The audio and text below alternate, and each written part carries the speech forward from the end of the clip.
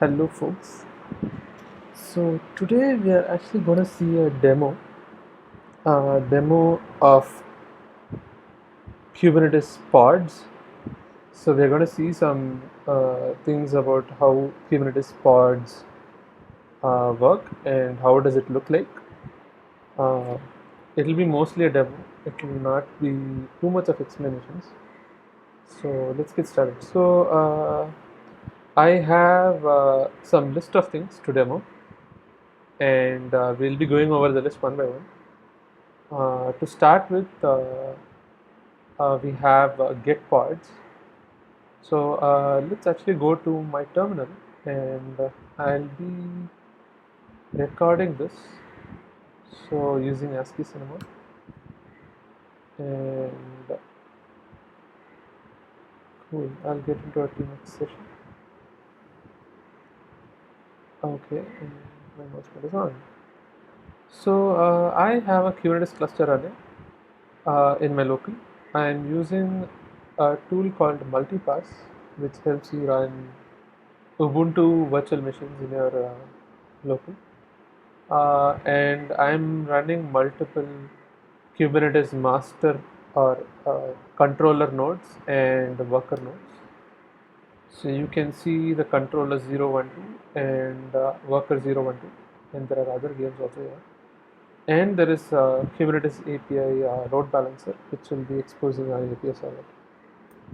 So currently my kubectl is pointing to this cluster. I can run kubectl version and it works, and I can actually see the context using kubectx.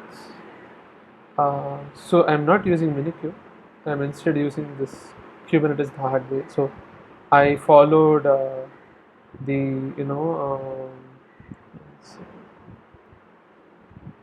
I followed this tutorial by Kelsey Hightower about setting up or bootstrapping a Kubernetes cluster in your local the hard way. And this is on the cloud, but I did it on my local. And yep. So this is the cluster, and I have my server version as 1.15.3. My client is pretty advanced; it's 1.18.0. And let's get started with the demo. So the first thing to see is get pods, and let's see what do we have here. So before even checking the pods, I want to make sure that my Kubernetes cluster has uh, some worker nodes and it's all running in good. So kubectl get nodes. So I have 3 worker nodes, 0, 1, 2, and they are all ready. And the version is 1.15.3.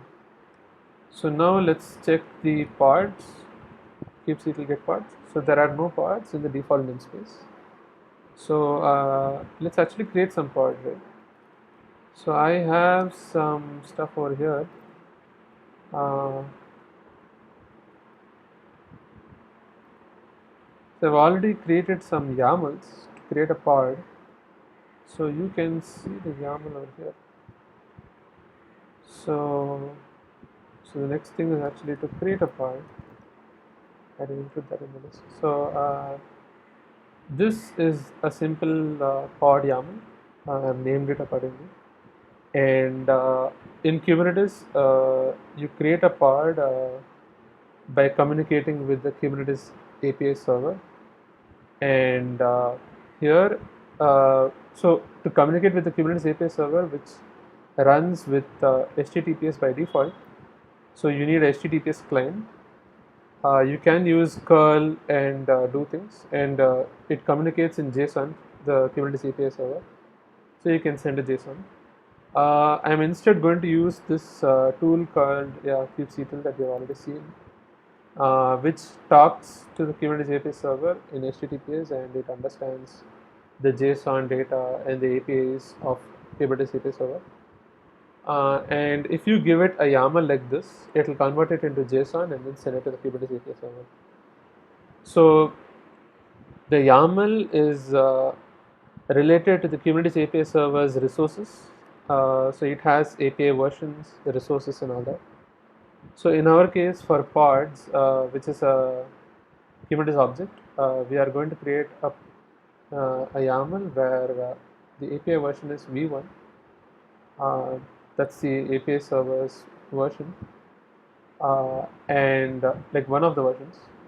And in this version, there's a resource called pod. So you define a kind pod, and to create this resource, you actually mention, what is this resource, like the data about the resource. So here we have mentioned the metadata, where we talk about the name of the resource, which is in this case Dobby1, and then we have some labels.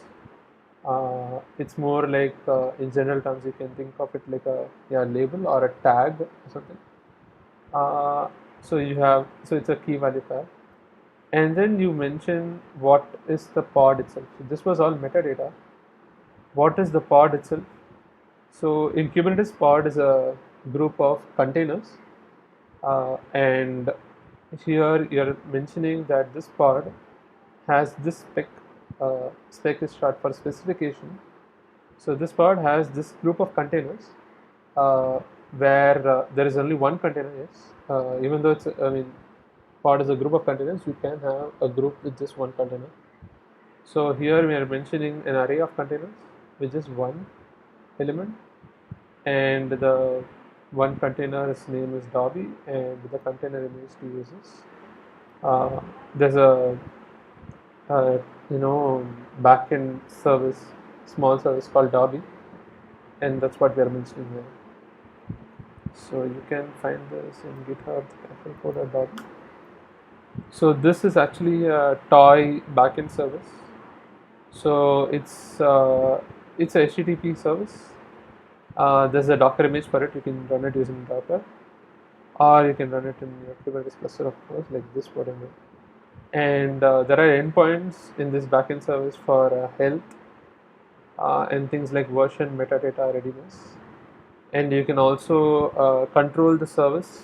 For example, you can crash it and things like that. For example, you can also put a load on the CPU, memory over here, and you can also kill it. So these are some things. So we are using that service over here, Dobby. So let's create this pod, right? So to create a pod or to even update a pod, you can actually only update some fields of the pod, but currently we're just going to create it. You can say apply, which is going to do create or update, and you have to mention a flag called -f. It means file, and mention the file. So our pod has been created. So my short for kubectl is k, so I keep typing itself. This works to kubectl get pod for me, but I want everyone to get used to kubectl so that they can easily understand things. So you can actually type kubectl get pods or just get pod, and it will still work, or even get yo, and it will still work. Of course, get p will not work. It will say it doesn't have that resource. So as you can see, kubectl get pods tell me that there is gives me a table, and it tells me the table's columns are name, ready, status, restarts, and age. So here actually I told kubectl get pods. So in kubectl, to get any resource, you usually type kubectl get and then type the name of the resource. That's what you do. And in this case, the name of my resource is pods, so that's why I did that.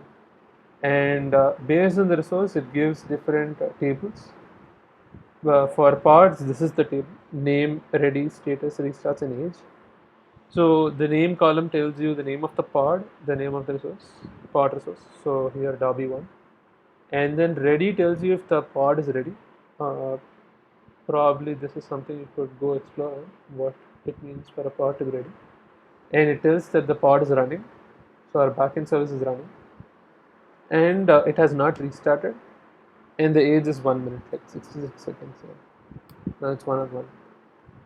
So you can also see that. So I have nodes, right? Kubectl get nodes. So there is a similar table I have here. So you can so the pods in a Kubernetes cluster run in a node. Every pod runs in a node.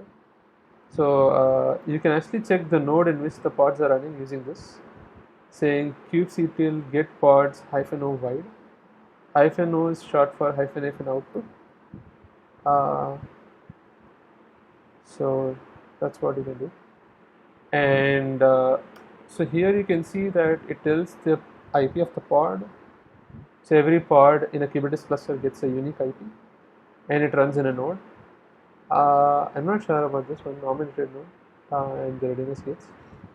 Probably something you can explore on your side. So in our demo, so we have seen how to create a pod, get the pods, check the pod IP and the node. So there's a thing called describe a pod. So let's see how that happens. kubectl describe pod and give the name of the pod. So as you can see, this is not exactly a table. It's more like kind of like a readable information, like a normal English.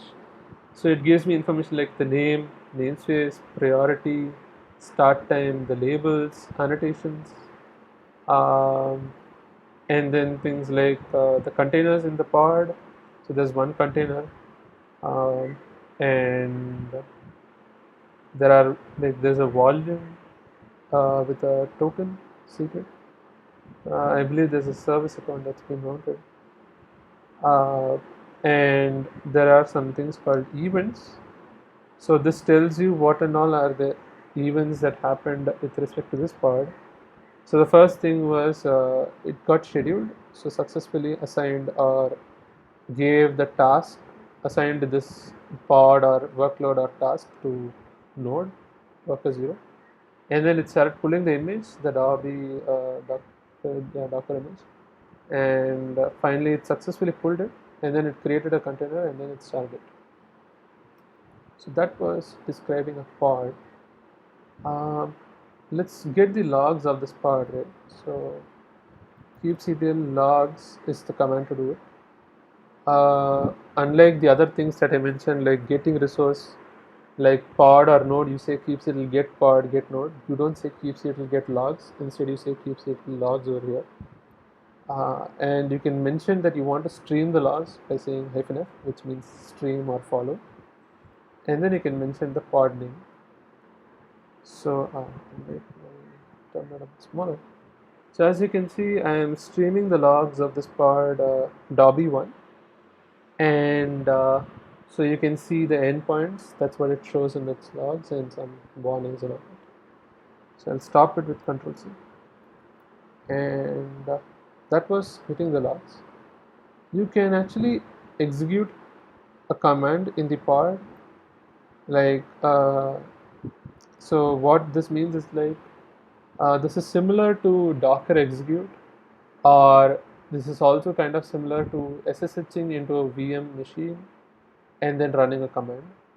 So let's run a command, right? kubectl execute Dobby1. So this is how you execute. You say kubectl exec, and then Dobby1 is the name of the pod, and then what is the command that you want to execute. Let's just so you have to put -fn here and then put the command you want to run.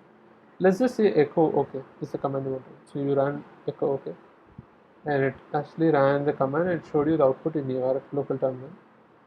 Let's run uname -a. So this is what happens.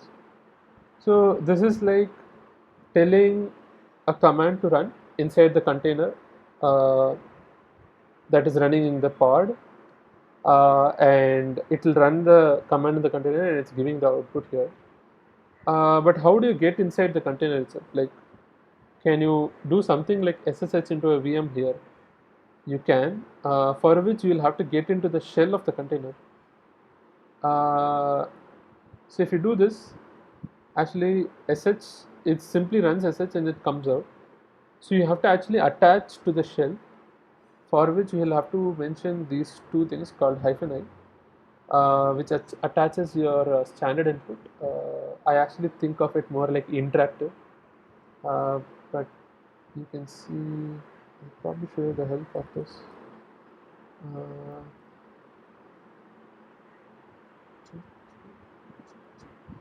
okay, so hyphen I means stdin standard input, pass standard input to the container.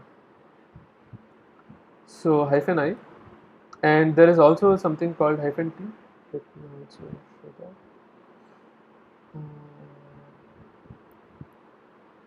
Hyphen T. So hyphen T means TTY or the console, and the standard input is the console or is a TTY is what is the meaning here. So we can run something like this. You say hyphen I and hyphen T. You can get in the shell and you can come out of the shell saying exit. The other short form for this is hyphen IT. You can just mention it like this and get into the shell, and I'm actually going to get into the bash shell and not a sh. So that's how you get into a shell inside the container. And if you notice, okay, we'll probably come to that now. I have mentioned the pod name and the shell, okay, and the hyphen IT, and I'm inside the container. You can see that the uname output is the same over here. Of course, echo okay will be the same everywhere. Okay. Let's clear the screen now. Okay, so this is how you execute into the pod. So we can do one thing, right? So the Dobby server runs at port 4444. Let's actually hit the Dobby server from inside this container. So I'm inside the container and I can see Dobby server running. As you can see, Dobby server, it's bound at address 000, which means all the IP addresses of this container. And let's see if we have curl. Okay, we don't have curl. Let's install curl. This is a Ubuntu machine, so I can do apt update.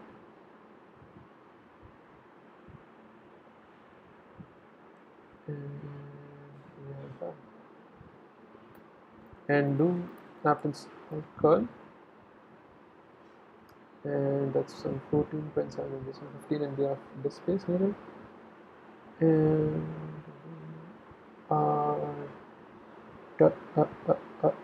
done. Oh no.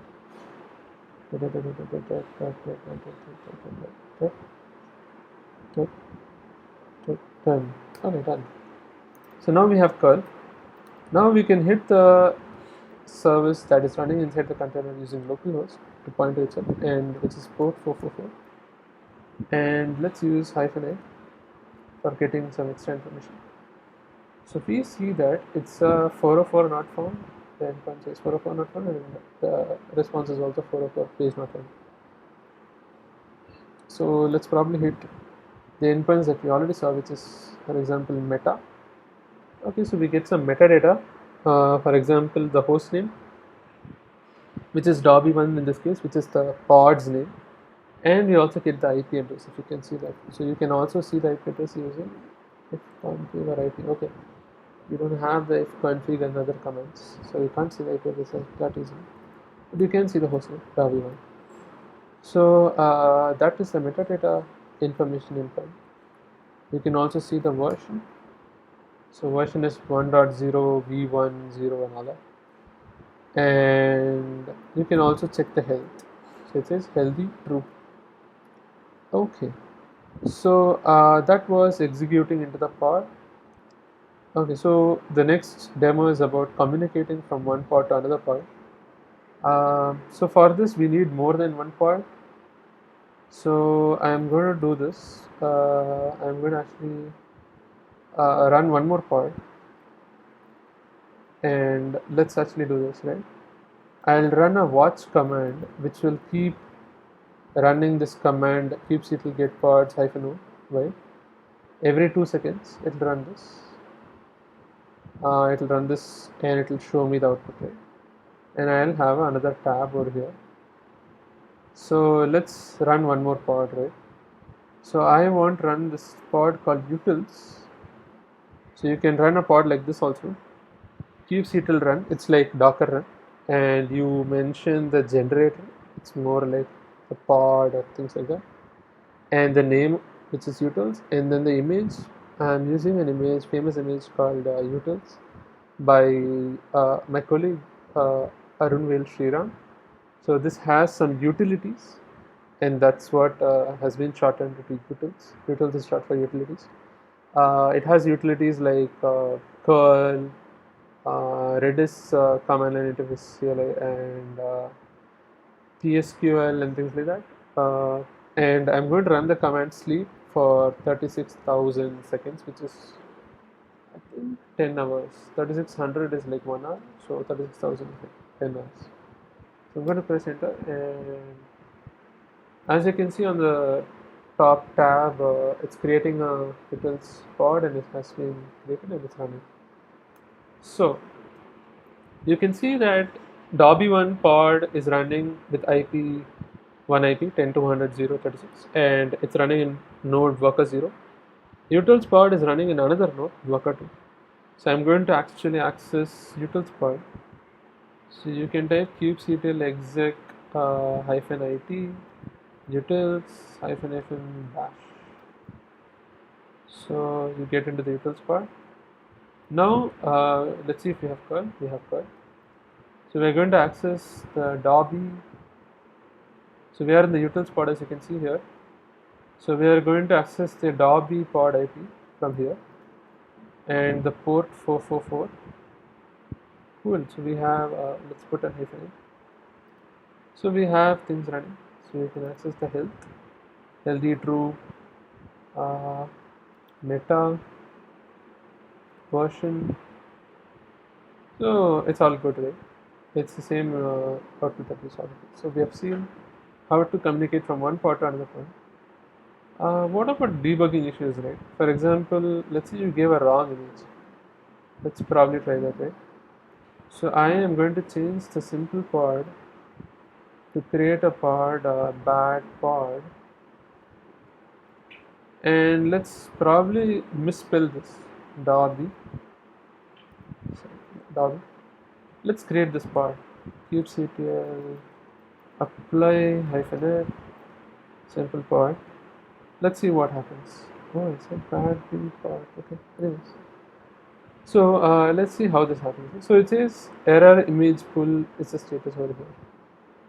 So what that means is there is an error, and the error was in pulling the image. The reasons could be many. So it says image pull backup. So in Kubernetes, usually when there's a failure, they go and do the retrace based on an algorithm called backoff algorithm. So the retry mechanism works something like this. So let's say the time for me is 12:53 now. So what they do probably is I'm telling the concept, but the timings could vary. So in this case, at 12:53, I deploy my pod, and it fails. So the retry will be, let's say, for example, at the next minute, 12:54, and even with that retry, it fails. The next retry will not happen in 1 minute, but instead will happen in 2 minutes. So from 12:53, 12:54, next 12:56. And even if 12:56 retry fails, it will go for 4 minutes. So from 12:56 plus 4, 1 p.m. and then from after 4 minutes, if it fails again, 8 minutes. So it's like exponentially it will increase. That's the concept over here. So it's a exponential backoff algorithm, something like that. So that's what it means over here when it says image pull backoff. So let's actually describe the pod to understand what happened. The reasons for a failing pod could be many. And so if you notice the events, it says successfully assigned the pod to the worker 1, and backoff pulling image, error image. So pulling image Dobby, failed to pull image the casual coder Dobby. It says unknown description, failed to resolve image, full access denied, repository does not exist or may require authorization. Server message, insufficient scope, authorization failed. So as you can see, there could be multiple reasons for a image pull failure. For example, image pull could have been failed because of some authorization issues. Maybe you have a private server service, image registry service, where your images are stored securely behind an authorization wall, which needs credentials to access the image, or it could just be wrong image name, image repository name, or version, etc. It's just a wrong thing from your side, right? So these are some possible issues. Uh, Probably I could note it down here.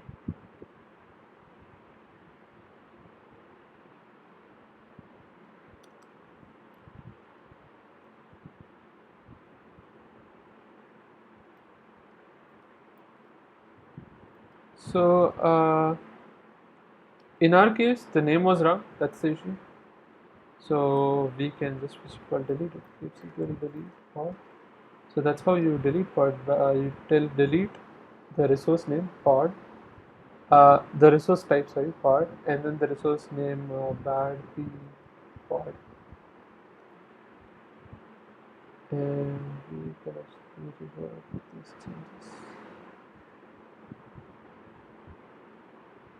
Okay. So I have also shown you how to delete pods. So that pod has been deleted. So what about when containers in a pod restart?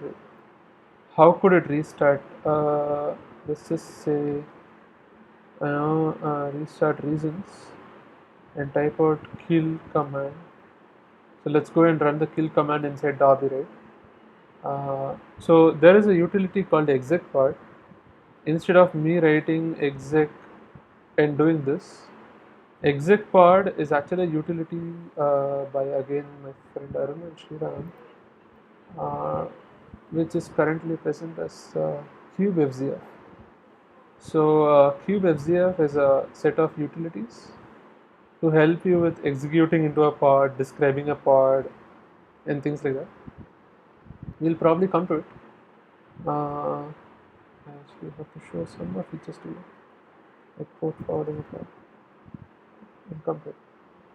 So to execute into a pod, you just say exec pod, and it will give you an interactive list of the pods that are running, and you can just select and press enter for selecting, and it will do this. So as you can see, it also tells you the command to run to actually just get this, and then you can hit bash to get into this. So this command is actually very explicit. It tells the namespace, it tells also the container. I'll probably come back to why the container is needed. For now, we can see that we are inside the Dobby pods container. So we are seeing that Dobby server is running at process ID 1. It's running as a process with process ID 1. So let's kill the process, right? Kill 1. So that was the main process of the container, and that container was inside the pod. So as you can see, when I typed kill 1, we came outside of the container because the container died, because process ID 1 was the main process. You kill it, the container dies. So and it said container command terminated with execute, and I came out of the container. And if you see on the top for kubectl get pods, you can see that the restart says 1. Let's actually try going inside the container and doing kill 1 again. You can see that there is a status error, and Kubernetes actually tries to restart the pod, so create another container. So there is a crash loop backup. So this is also another backup algorithm. So when there is a crash and it's going in a loop, like again and again crashing. So I crashed it twice, right? So that's why. And the backup algorithm, but it actually restarted it. But if I actually try to kill it multiple times, right, like this, right, it will try its restarts only a bit later. So if you notice, so you can see that it's already running now, and it's ready and running. But the restart count is 2 to show that the containers restarted. But one thing to notice, even though there are restarts, the pod IP does not change, and the node in which the pod runs is also not changing.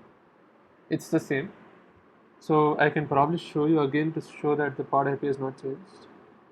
I hope it is not going to a very bad crash with backup. So there's an error again. So if you notice, 36 was the IP before. Now currently it's in error state. So 10 200 036, and so there's a crash loop back off. Let's also think of this as a real situation where the backend service crashed due to some request or some reason, and debug it, describe pod, and check what is going on with the pod, right? So as you can see, the IP is still 10 200 036, and the restart count is 3, and it is running. So let's describe the pod and see what happened. So you can see over here that there's a warning over here, warning back off. uh, x3 means 3 times, so x meaning times, so 3 times. Back off restarting failed container. So as you can see, so they're talking about how many times it failed and things like that. In over 107 seconds, I think that's what it means. It failed 3 times, and the last failure was 29 seconds ago. And you can also see that how many times the image pulling happened, which is 4 times, because the first time and then 3 restarts, right? One restart, it will pull again, another restart, pull again, so like that. So one time was the first pull, and then restarts 3, so 4. And how many times it successfully pulled and all that. So the number of times the events occurred and within how much duration. So in 22 minutes, 4 times this happened. But the last event was 11 seconds ago. So you can see such details over here. So as you can see, when you kill a container, it restarts, but the pod IP does not go away, and the pod is running the same node. So it's just the container that restarts. Container is like the actual thing that's running. So let's see what other ways are there to restart it, right? So I'll get into the utils pod. I restarted, I killed it using the kill one command. There is also a endpoint to crash the service using control/crash.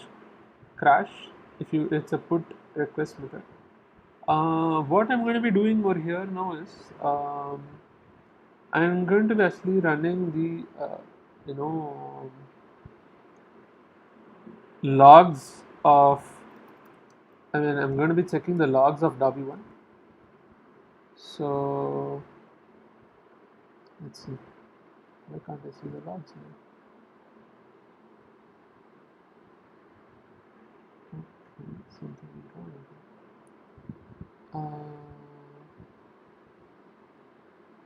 Some reason it's taking time.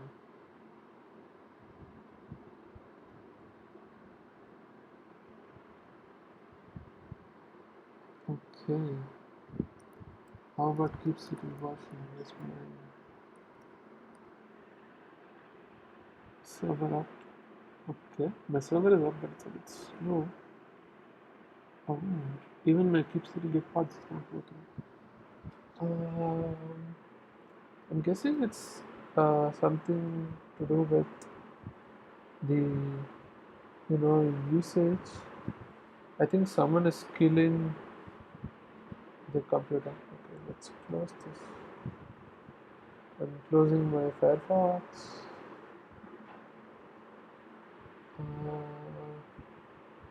Actually, I'm running a lot of things in my local currently. I'm running my recording tool called Cap. It's probably taking some resources. Surely Firefox is taking resources, so I killed that. My terminal is Alacrity, which is pretty powerful. It can take some resources. There is VS Code, and that's it. Yeah, that's all I'm running. So let's see what's the thing. kubectl version. Okay, that's a lot of time. Okay, it's very very slow. Okay, so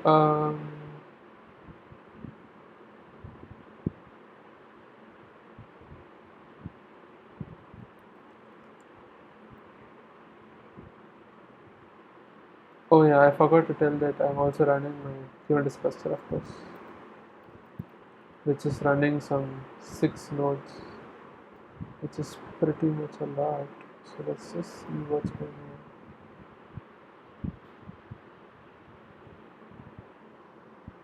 So actually, my recording tool is taking a lot of resources. The cap, right? I told you.